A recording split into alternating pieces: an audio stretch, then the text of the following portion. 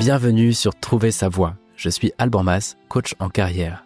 Et en accompagnant plus de 300 clients à trouver leur job idéal, j'ai pu co-créer la carte des talents.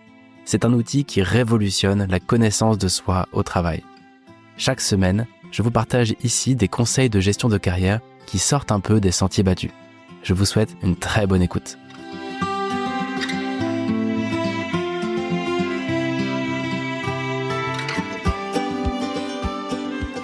Ça y est, on se lance. Normalement, on était censé être une quarantaine aujourd'hui. On verra qui se connecte. Bienvenue à ceux qui sont déjà là. Donc, notre sujet du jour. Pourquoi 90% des CV finissent à la poubelle et comment lutter contre cela? Bien, c'est un sujet important pour moi parce que ça fait maintenant une dizaine d'années que je cherche des outils, des méthodes sur comment est-ce qu'on améliore notre capacité à décrocher un bon job. Et j'ai déjà trouvé plein d'éléments de réponse sur la partie entretien d'embauche. Comment est-ce qu'on arrive en tant que proposition de valeur plutôt que de devoir se vendre? Ça, si vous voulez de l'info, il y en a dans le podcast Trouver Savoir, il y a 2 épisodes là-dessus, puis j'en referai. J'avais aussi trouvé pas mal d'infos intéressantes sur des méthodologies pour faire une lettre de motivation qui transforme bien. Ça aussi, il y a des épisodes qui sont sur le podcast en replay. Mais sur le CV, pour être honnête avec vous, jusqu'à maintenant, je trouve que ce soit sur les conseils que j'ai pu glaner sur internet ou même sur mon retour d'expérience personnelle, eh bien, on a souvent des conseils de forme. Et on va faire les mots-clés ici. On va mettre ce qu'il faut pour que les robots puissent bien le lire. Il faut mettre là-haut un petit chapeau pour expliquer qui on est en 2 ou 3 phrases. Il faut mettre une photo, pas mettre de photo. On est souvent sur de la forme et je trouve qu'on manque de fond. Il manque une méthode de fond qui soit efficace, sans bullshit et qui marche pour transformer l'essai, notamment et surtout quand ton CV et quand ton expérience ne coïncident pas parfaitement avec ce qui est demandé. Et en général, je ne sais pas si ceux qui sont là ce soir, vous avez déjà vécu ça, mais on peut envoyer souvent 10, 20, 30, 40, 50 CV, de nombreuses candidatures et avoir aucune réponse. Et ça, c'est pas normal. Et à la fois, on n'a pas toujours les éléments de réponse pour dire mais comment on fait pour que ça transforme enfin?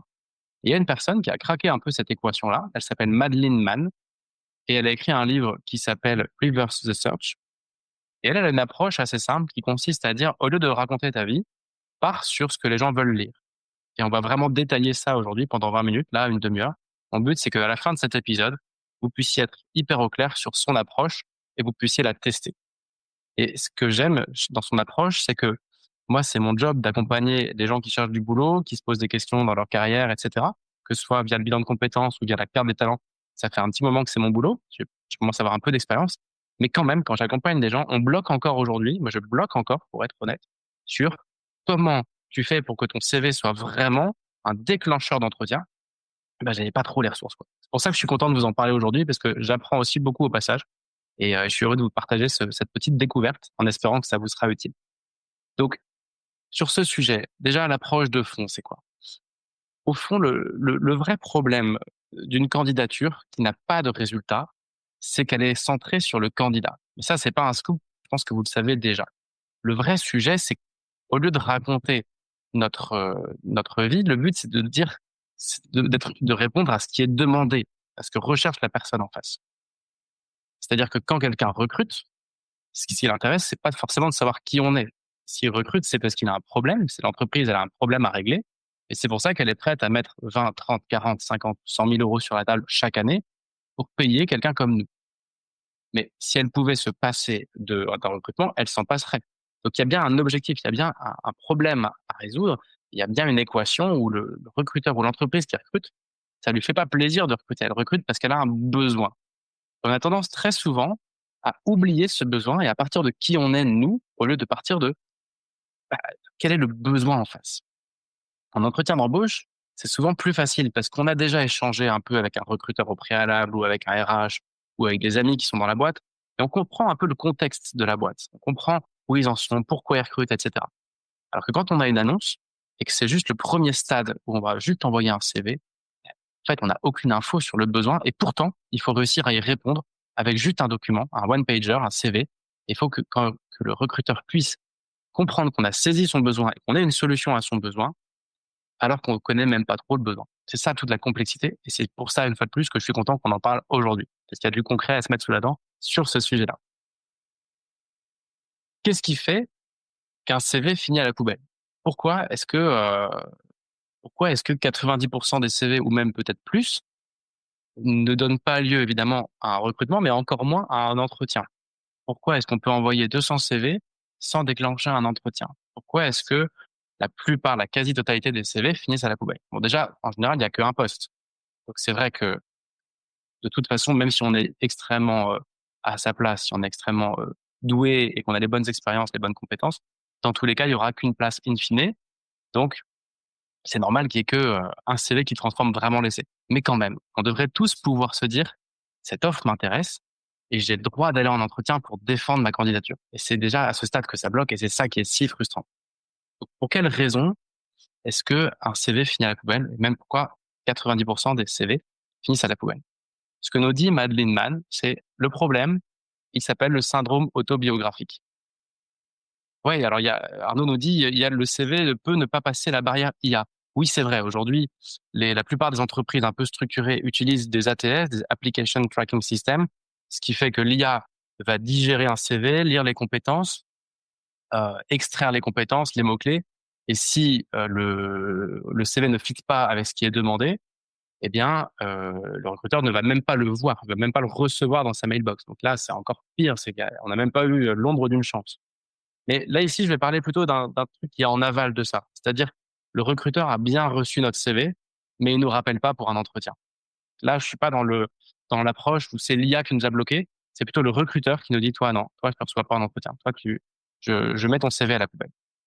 Même si Arnaud a raison, le l'IA peut être un sujet aujourd'hui. Hem, le je lirai tous les commentaires après, mais n'hésitez pas à poser vos questions, amener les commentaires et on développera ensuite. Ce que nous dit Madeline Mann, c'est donc on a un problème, on a un syndrome autobiographique. Et ce qu'elle nous dit, c'est: si vous mettez toutes vos expériences dans votre CV, si vous racontez vos expériences, en espérant que le recruteur va l'analyser pour chercher les infos dont il a besoin, vous êtes fichu. Vous n'aurez pas le job et vous n'aurez pas l'entretien. Et pourtant, c'est ce qu'on fait. On met nos expériences dans le CV en espérant que le recruteur va réussir à comprendre qui on est et à comprendre notre potentiel. C'est ce qu'on fait. Ce qu'elle nous dit, c'est: bah, tant que vous faites ça, vous êtes foutu. Pourquoi? Eh bien, déjà parce que le CV, en général, le temps qu'un RH, un recruteur, une entreprise va passer dessus, c'est 7 secondes. Le temps moyen, c'est 7 secondes. Et ça, je sais que vous le savez. Et tous ceux qui écouteront cet épisode en replay, vous le savez. On passe 7 secondes sur un CV. Là, si je vous présentais à l'écran mon CV, vous n'y accorderiez pas plus de 7 secondes, même si vous étiez en train de recruter. Et donc, en effet, déjà, la première étape, c'est de se dire: en 7 secondes, le recruteur n'a ni envie ni le temps d'aller interpréter ce qu'on écrit dedans. Pourquoi il passe 7 secondes dessus? Ben, en fait, parce qu'il va en recevoir au minimum une trentaine, une cinquantaine des CV et au maximum 500. Et c'est pour ça que les ATS, les robots et l'IA sont aujourd'hui en train de prendre toute la place dans le monde du recrutement. C'est parce qu'il y a beaucoup trop de candidatures. Et donc, les recruteurs sont débordés par la quantité. Autrefois, pour recruter, il fallait envoyer une lettre. Du coup, c'était limitant.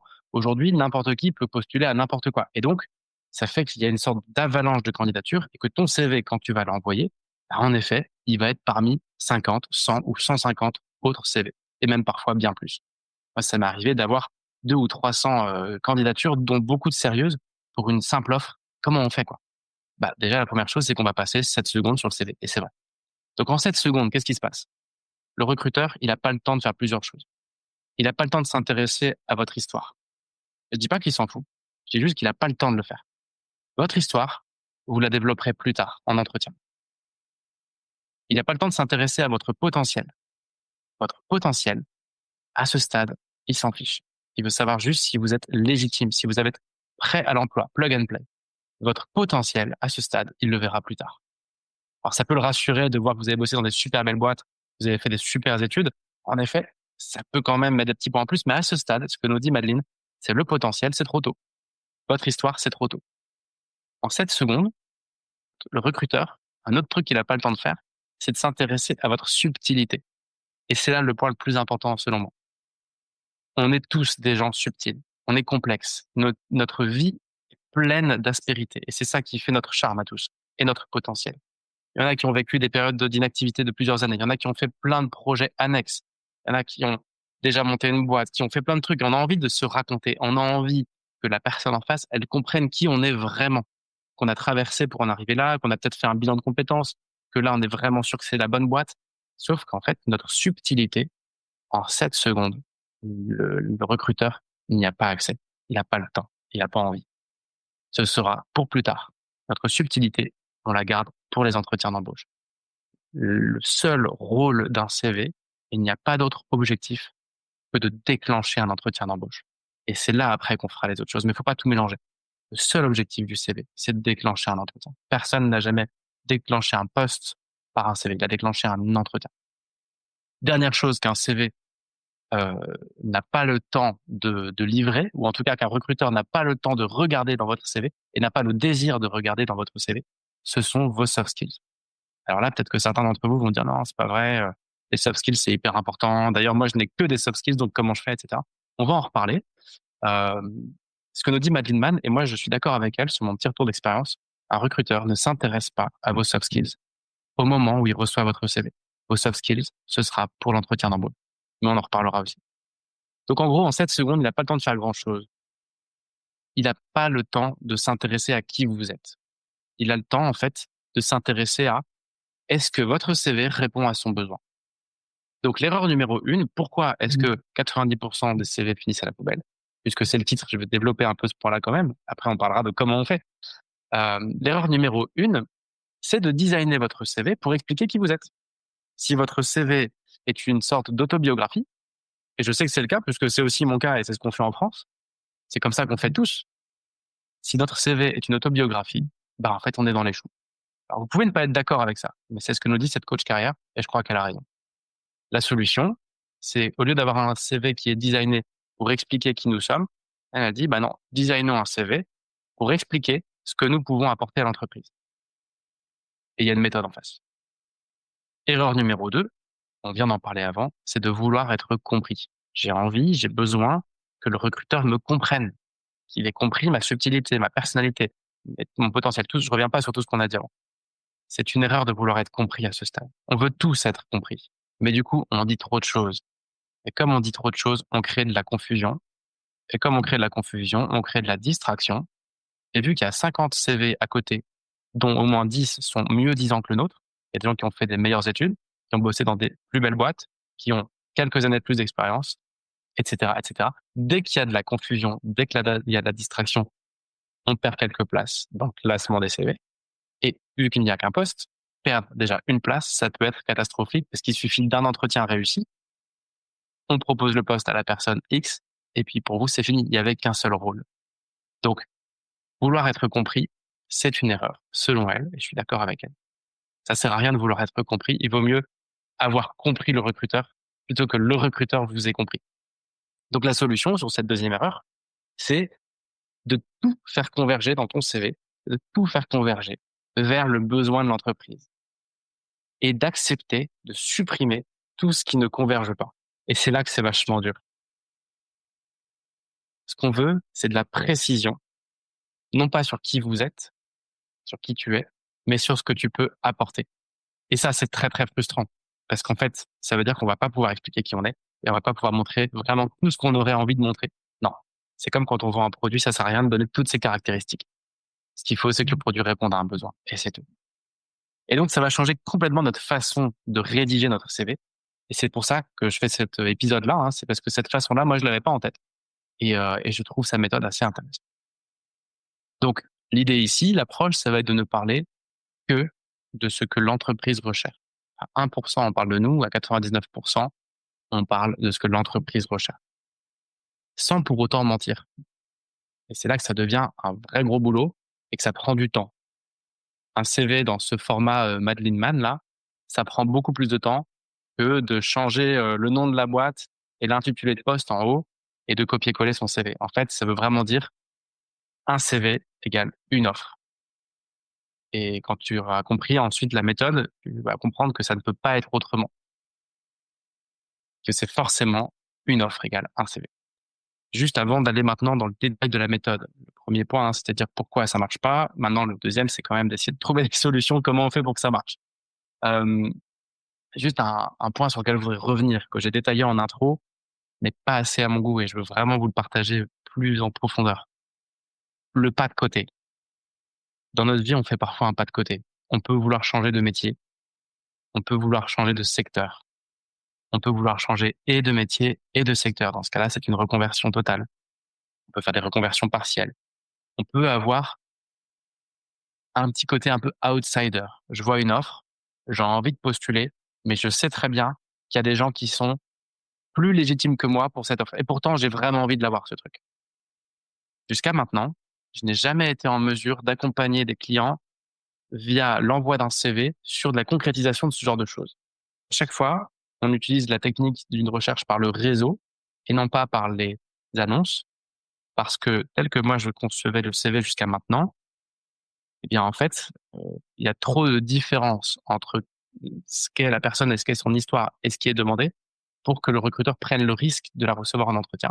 Ce qui fait que ma stratégie exclusive pour des gens en reconversion ou qui veulent faire un pas de côté, c'est uniquement du réseau, 0% d'annonces, parce que le réseau crée de la rencontre et la rencontre crée de l'exception. Je veux bien faire une exception pour toi et je te fais confiance et je te recrute parce que j'ai confiance en toi et j'ai confiance parce que je te connais, parce qu'on a bu un café ensemble. Et donc tout ça pour dire que pour moi, c'était éliminatoire de vouloir chercher un job sur lequel on n'a pas vraiment toutes les compétences en mode CV.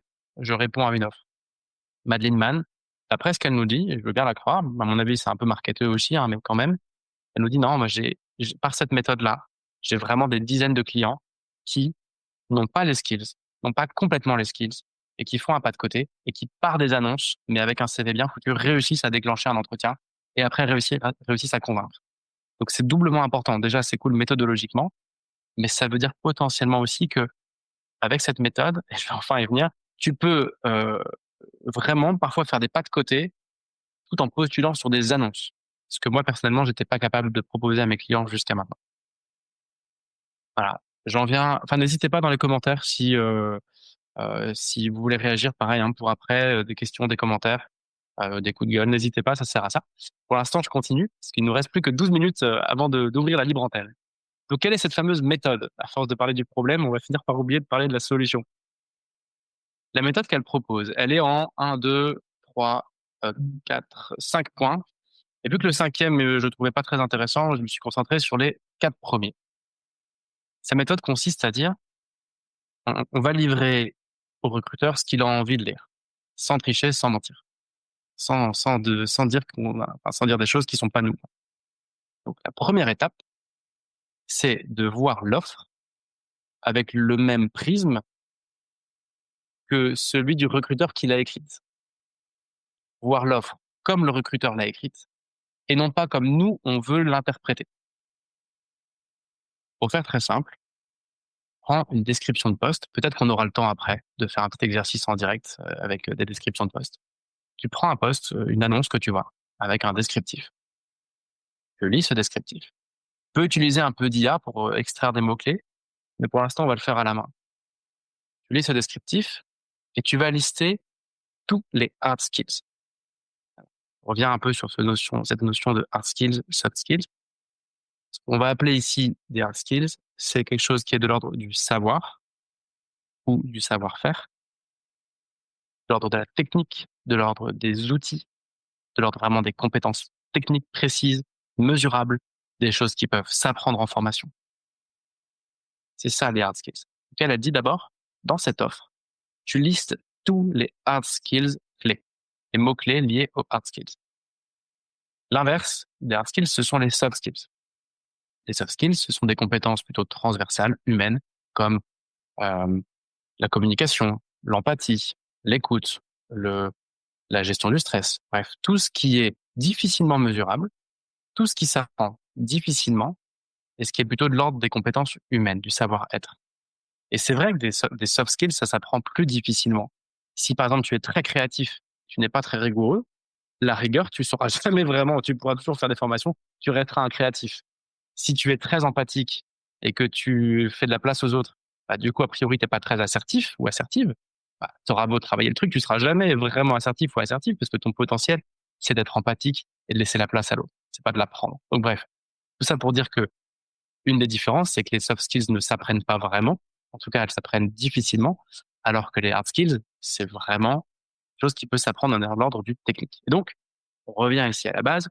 Première étape, tu listes dans cette offre toutes les compétences métiers, les compétences techniques mesurables. Les hard skills, elles prouvent, si tu les mets dans ton CV, que tu as immédiatement le savoir-faire et le savoir et les qualifications et l'expertise dont la boîte a besoin pour sa mission. Et en gros, toute la méthode, elle repose sur cette phrase. Les hard skills de l'offre, si elles figurent dans ton CV, ben, ce que ça dit, c'est il faut faire ça. Ça tombe bien, j'ai déjà fait ça. Point. Toutes les soft skills, l'approche de Madeline Mann, c'est-à-dire les soft skills, c'est super. Il y a des gens qui sont bourrés de soft skills, surtout sur les fameux profils généralistes, un peu polyvalents, multipotentiels, euh, universels, on peut les appeler de plein de façons. Tous ces profils qui vont aimer la gestion de projet, l'humain, euh, des compétences de management, bref, des gens qui seront très à l'aise dans leur carrière parce qu'ils ont une vraie polyvalence. Mais au moment de rédiger un CV, les soft skills, on les supprime, littéralement. Ce que nous dit Madeline Mann, c'est vos hard skills, vous les mettez dans votre CV, les soft skills, vous les laissez au vestiaire. Vous vous en resservirez une fois que vous aurez le job. Ou vous vous en resservirez pendant l'entretien d'embauche pour montrer qu'en plus vous fitez avec la culture et qu'en plus vous serez un super manager ou une super gestionnaire de projet et que ça va bien marcher, quoi. Mais elles n'ont pas leur place sur votre CV. C'est une perte de temps et c'est une distraction. Le recruteur veut savoir en 7 secondes si oui ou non tu as les compétences. Point. Et s'il estime que tu les as pas, il te recevra pas en entretien. Il n'a pas le temps d'aller chercher ton potentiel. Il n'a pas envie de le faire. Donc ici, je vais reprendre un petit exemple du livre, un exemple concret d'une offre, d'un morceau d'une offre pour expliquer cette logique de hard skills, soft skills, d'aller piocher les mots-clés. On est donc dans la première partie de la méthode. Je vais, piocher les compétences métiers de cette offre et ensuite je vais faire quelque chose avec ces compétences métiers. Je vais le mettre en commentaire, comme ça tout le monde pourra le voir. Et pour ceux qui écouteront ou celles qui écouteront en version podcast, je vais le dire à l'oral et je vais prendre le temps de le dire tranquillement, de le détailler. Donc, cet exemple d'offre ou de passage d'offre, c'est pour un chargé de projet événementiel, chose assez typique. Et ce qui est écrit, c'est collaborer et communiquer efficacement avec les commerciaux pour organiser des séminaires et des événements internes. Ça, c'est un morceau d'une offre que Madeline Mann prend comme exemple dans son bouquin. Et donc, je reviens dessus une deuxième fois.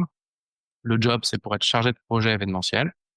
Et le morceau, le bullet point, c'est collaborer, communiquer efficacement avec les commerciaux pour organiser des séminaires et des événements internes. Personnellement, quand je prends cette phrase, naturellement, ce que j'ai envie de surligner et de développer dans un CV, c'est collaborer, communiquer. Puisque dans ce boulot, il va falloir collaborer et communiquer efficacement avec les commerciaux. Et puis, ça permettra d'organiser des séminaires et des événements qui seront cool. Qu'elle nous dit, c'est collaborer, vous le supprimez. Communiquer, vous le supprimez. On s'en fiche. Les mots-clés importants ici, c'est le mot-clé commerciaux, séminaires et événements internes. C'est très contre-intuitif. C'est pas les mots-clés qu'on imaginerait développer. Mais au final, collaborer, c'est du soft skill. Communiquer, c'est du soft skill. Alors que la vente, travailler avec les commerciaux, vendre, négocier, animer des commerciaux, c'est du hard skills. Organiser un événement, c'est du hard skills. Organiser un séminaire ou un team building, c'est du hard skills. Voilà donc la première étape de sa méthode qui consiste à venir extraire les mots-clés d'une offre en se disant, je les regarde avec un prisme hard skills. Et déjà là, c'est contre-intuitif, ça demande déjà une certaine énergie. Deuxième étape, c'est de prendre le temps dans sa carrière, dans les 5 dernières années ou dans ces 2 ou 3 dernières expériences, donc là on parle de nous, de toi qui écoutes, de dire OK, quelles ont été les tâches que moi j'ai réalisées. Donc ici l'idée, sa proposition, c'est de prendre une feuille de papier et de se dire, enfin une feuille de papier ou un fichier Excel et de faire 2 colonnes. À gauche, lister toutes les hard skills qui ont été mentionnées dans l'annonce. Donc là on parle de l'annonce dans la colonne de gauche. Et à droite, toutes les tâches que tu as été amené à réaliser dans tes dernières expériences professionnelles ou personnelles. C'est pas encore maintenant qu'on va faire matcher les deux. Pour l'instant, c'est juste, tu pars en mode brainstorming avec toi-même dans la colonne de droite, tu vas lister toutes les tâches que tu as été amené à faire dans dans tes 2 dernières expériences. Ce que nous dit cet auteur, c'est: un recruteur ne va pas forcément s'intéresser plus loin que tes 2 dernières expériences. Donc, parler des expériences numéro 3, 4, 5 et autres, pourquoi pas mettre, chez qui tu as travaillé, en quelle année, quel poste tu as occupé, mais vraiment la liste précise en bullet point de ce que tu as fait. Concentre-toi sur tes 2 dernières expériences ou projets perso, mais ça sert à rien d'aller beaucoup plus loin. Ça va être trop parce qu'une fois de plus, ça va être lu en 7 secondes. Donc ici, l'idée, je reviens sur cette fameuse, feuille Excel ou feuille de papier. Colonne de gauche, les hard skills qui ont été listés. Colonne de droite, tu mets, toutes les tâches que toi, tu as été amené à réaliser dans ton expérience pro ou perso.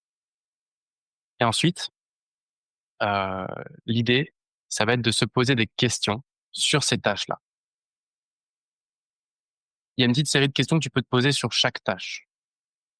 On va chercher en fait, non pas quelles étaient tes responsabilités, mais qu'est-ce que toi, tu as réussi à faire? Sur quoi tu as fait la différence?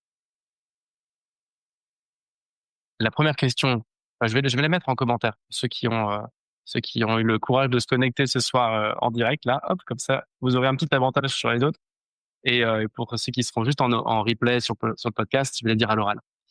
Les questions qu'on peut se poser pour chaque tâche, c'est: comment c'était avant mon intervention? Quelle était la situation avant que je fasse la tâche? Et du coup, qu'est-ce qui s'est passé après? Quelles ont été les conséquences de mon intervention? Premier point.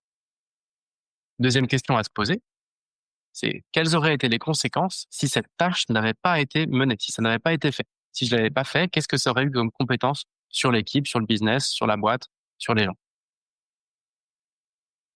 Ici, une fois de plus, on commence à chercher un peu des réalisations, en fait. Troisième question, comment s'est passé, l'accomplissement de cette tâche? Comment ça s'est déroulé pour faire cette tâche? Quatrième question, sur quoi est-ce que j'ai pris le lead? Sur quoi vous avez pris le lead dans cette tâche? La cinquième, quels ont été les résultats? Et puis la sixième, on va encore plus loin. Quels impacts ont eu ces résultats? Quels impacts sur le business ou sur l'entreprise ou sur les gens ont eu les résultats que j'ai obtenus en faisant ces tâches? Donc là, clairement, on ouvre la boîte de Pandore, ça part un peu dans tous les sens, parce que vous avez fait de nombreuses tâches et vous posez 6 questions par tâche. Donc là, vous allez avoir plein de matière. Et l'objectif ici, et c'est là que méthodologiquement, c'est contre-intuitif, pour moi en tout cas, c'est que ici, ce qu'elle nous dit, Madeleine, c'est relevance over frequency. La pertinence prime sur la fréquence. Vous avez peut-être fait de la gestion de projet et vous avez mené des projets d'envergure pendant 5 ans et vous l'avez bien fait et vous voulez parler de gestion de projet. Sauf que ici, on parle d'organiser des événements. Et peut-être que vous avez mené 30 projets, mais que vous avez organisé que 2 événements.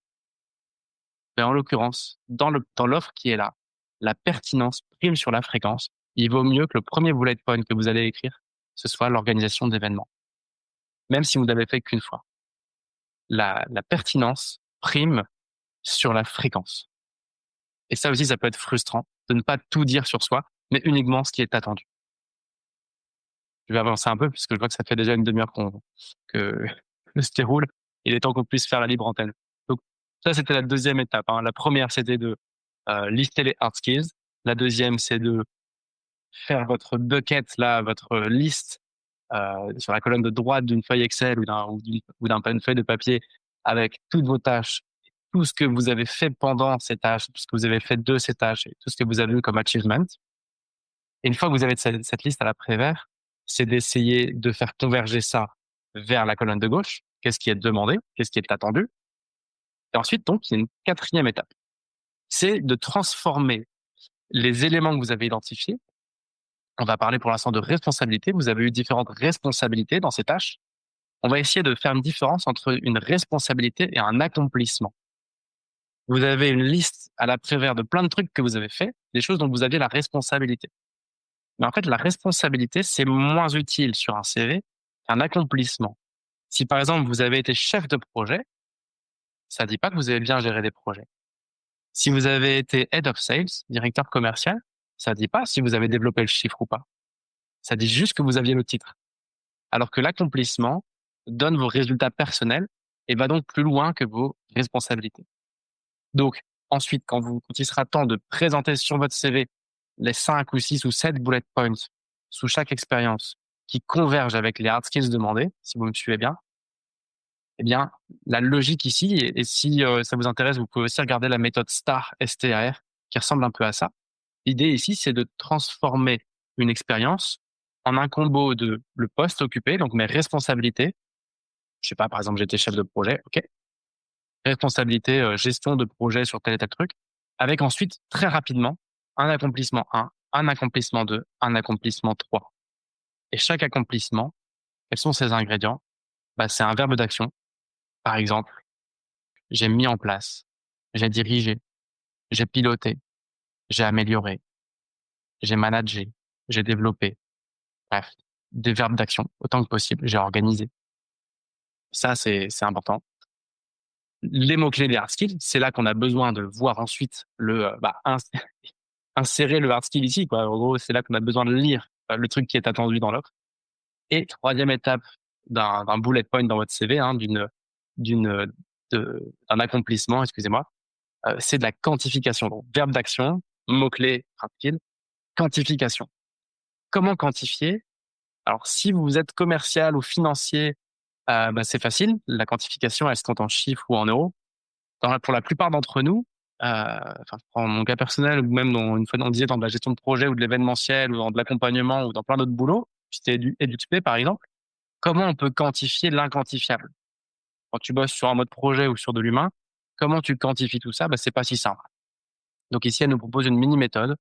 C'est de partir d'une sorte de trame, et je vais la copier-coller, et de se dire voilà, comment est-ce que je peux faire rentrer moi, mes tâches et mes accomplissements dans cette trame-là.